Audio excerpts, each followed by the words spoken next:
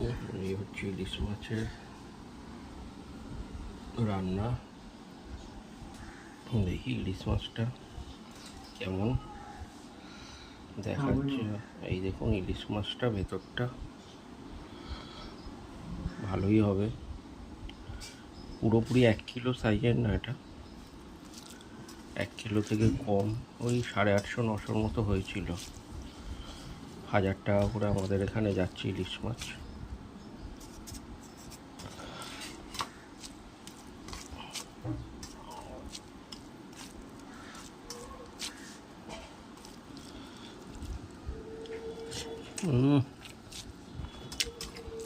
দারুণ হয়েছে,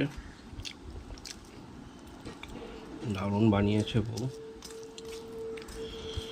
এবারে একটু ইলিশ মাছটা ট্রাই করি। সফট দেখুন।